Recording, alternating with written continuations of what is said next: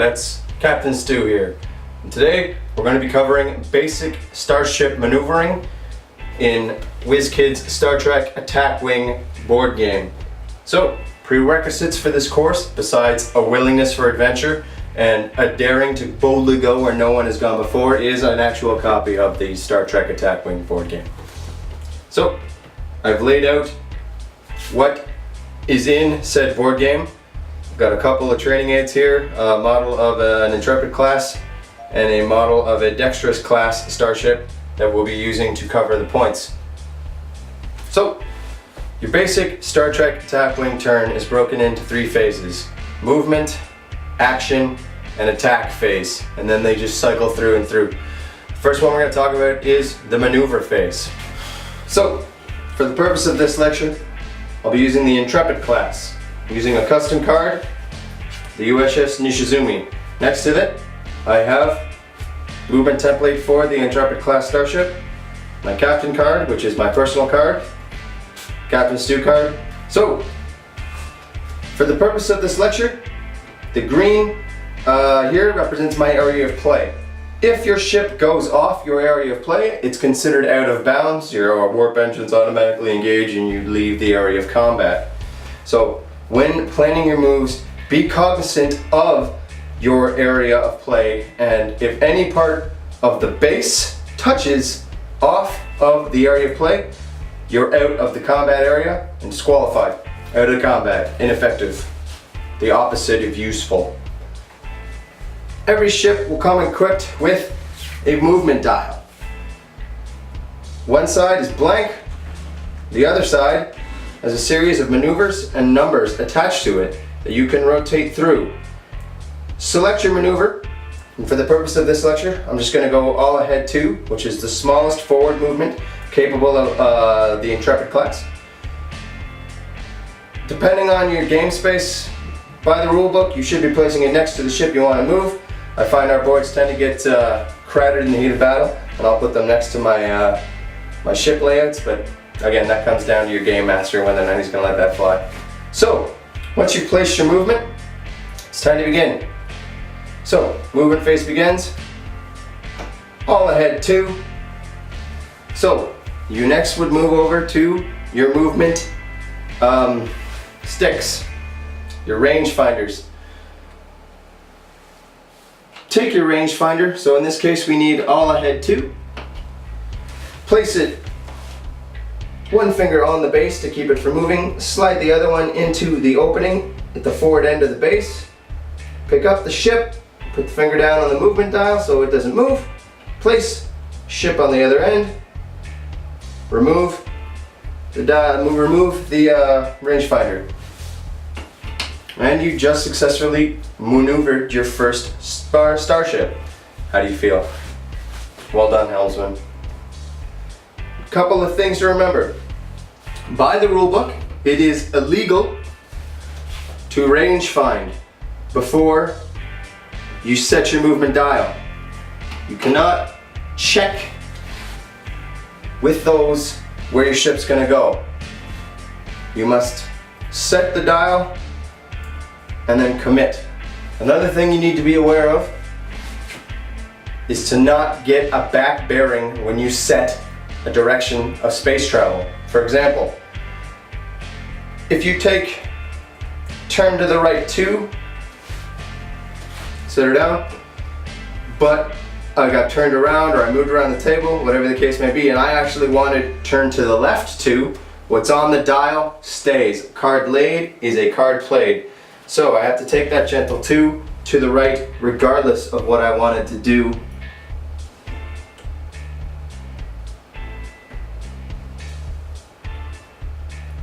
And in this case, I just took my ship out of the area of play and out of effectiveness. And so, just a quick review. You have your ship. Without using your rangefinders to guesstimate, you will gauge where you want to go. Set your maneuver dial. In this case, we'll go all ahead 2 again. Place it next to your ship. Once your turn to move, pick up your movement. Hold down the base, place. Hold down the stick, move. Move. And you've just conducted another maneuver. I'll add 2 on a green maneuver. Questions on basic maneuvering. Okay, so next we're going to move into auxiliary movements. For this next part, we're going to use a Miranda class starship. So unlike the Intrepid class, the Miranda has a red arrow on its maneuver options. This is what's called an auxiliary power move. So, in this case, reverse 2. So, the same way you set your movement, you place it onto the red arrow, place it down next to your ship. When your turn comes, flip the dial, reveal your movement, take your movement rangefinder, place, move. Key, the ship doesn't turn unless it's indicated so by the type of movement. But now that I've moved it on a red maneuver, the ship is forced onto auxiliary power. And while a ship is on auxiliary power, it cannot perform any of its actions till it performs a green maneuver to take the strain off the ship.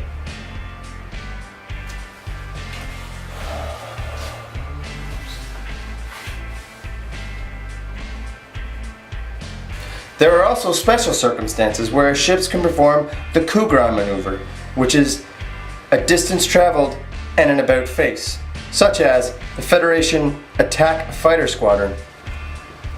Coup grand 2. You can see the difference on the movement rangefinder.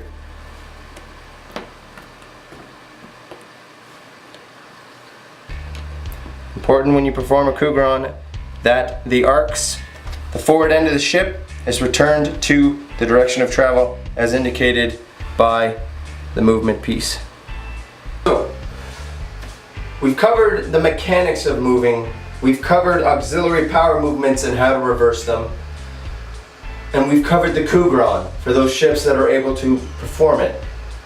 The next thing we're going to talk about is collisions. So, when a movement phase begins, you need to think about initiative. This is a Federation channel, so just remember the Federation always has the first initiative. If it comes down to a captain skill level clash, but page 18 of the rulebook also has the official initiative list for all of the different factions of the game. However, movement is decided by captain skill level. So, for the movement phase, it's better to be lower. Low level captains move first. High level captains shoot first. I'll say again, low level captains move first. High level captains shoot first.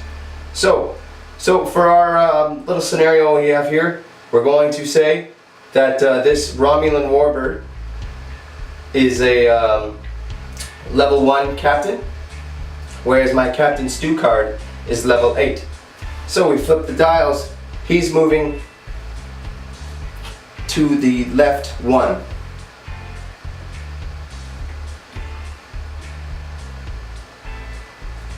We flip the Nishizumi's dial, she's also moving, she's moving to the right 1.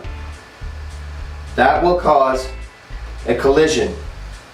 Collisions in the game are dictated by the base of the ships, not the ships themselves. If the plastic models connect, just lower them on their pegs. That's why the pegs exist. If it's a really cluttered battlefield, just take the ship off the base and play with the base until you have space to put the ship model back on. So, when this occurs, hold the rangefinder down, move your base along until the bases touch. That's where your movement phase stops. Automatically from that position, cannot move any further. The base is touching the ship or the obstacle that it's collided with, and it is unable to perform actions this round because of the collision.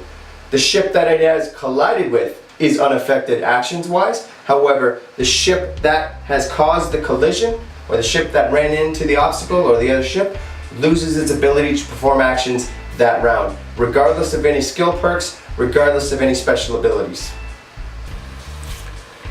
Ships can also avoid collisions by moving their base entirely past another ship or an obstacles base. So, for example, level 1 Romulan captain moves ahead 1.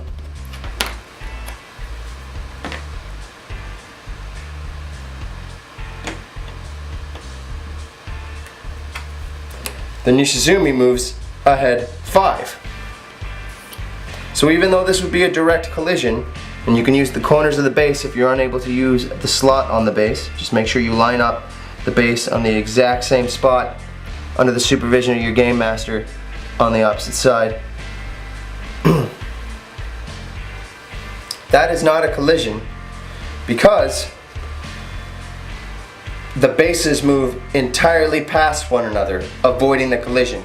So this concludes our lecture on basic starship maneuvering in WIZKIDS Star Trek Attack Wing board game. Just remember some the basics. If a base touches another base, it's a collision. If you have a collision, you lose actions for your turn. If you do a red maneuver, you go on auxiliary power, and you must perform a green maneuver to remove the auxiliary power token. And remember, you cannot judge distance using a rangefinder. You have to use your intuition as a skilled captain to gauge the distance, and then you find out whether or not you have a collision when you actually conduct the movement. This is phase 1 of the 3 phases of the game itself, the movement phase. If you have any questions, don't hesitate to send me a subspace transmission down in the comments. Our next lecture is going to be phase 2, the actions phase, and we'll go through the actions and what they do and how they work, leading up to obviously a lecture on phase 3, which is combat. Don't forget, we have the transporter seminar coming up at the end of the week. I expect you all to be there. There's going to be a lot of really neat science happening. Obviously you've been around transporters before, but we're going to go a little bit further in depth because as a Star Trek captain, you're going to be working with them a lot. And I will see you there. Class dismissed. See you next day.